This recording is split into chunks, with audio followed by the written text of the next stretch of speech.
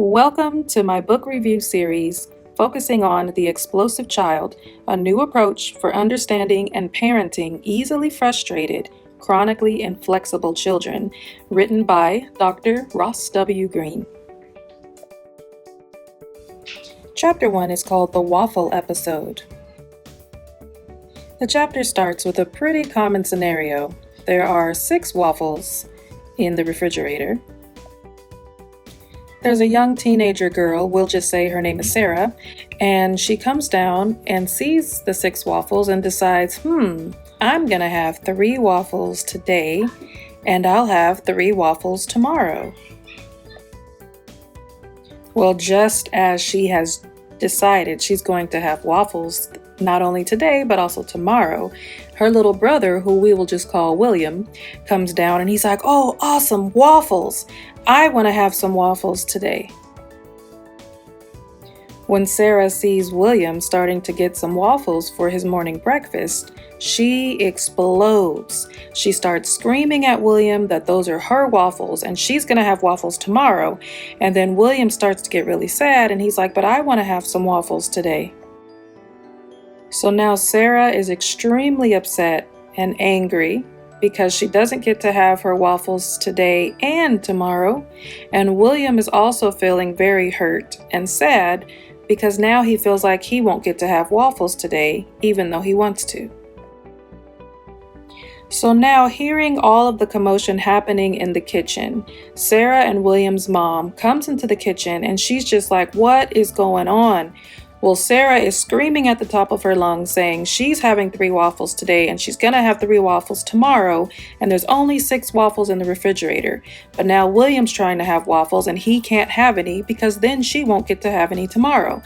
And William said, "Well, I want to have waffles today and it's not fair that she gets to eat all the waffles today and tomorrow." So the mom looks at Sarah and she's just like, "You can't have all the waffles. I'm not going to sit here and tell your brother he can't have waffles. I'll just go buy some more for you to have tomorrow." But Sarah's like, "No, I want these 3 waffles today and those other 3 tomorrow. William can't have any waffles today."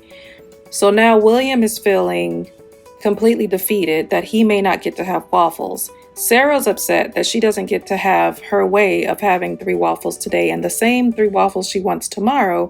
And the mother is just frustrated because she has to deal with these types of situations on a regular basis with Sarah.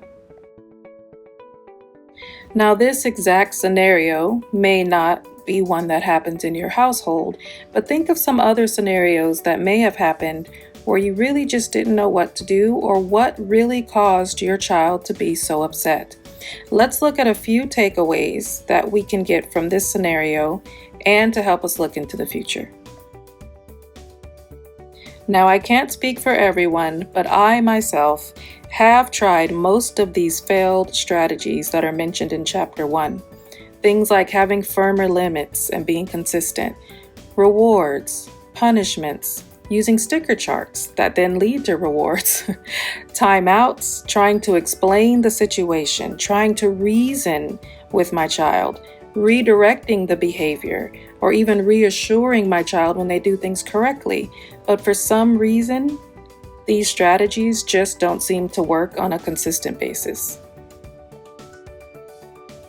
Now, because the strategies failed and are not working on a consistent basis, I, as a parent, and possibly you as well, as a teacher or a parent or anyone working with someone whose behaviors you're trying to work with, you may have been left feeling frustrated, confused, angry, bitter, possibly even guilty, overwhelmed, spent, scared, or hopeless. Like, as a parent, you just feel like, am I the one causing these behaviors? What am I doing wrong as a parent? What can I do to help my child? What do I do? Now, some parents have gone as far as seeking professional help, and it's important to remember that a diagnosis does not explain why a behavior occurs or when the outburst will happen.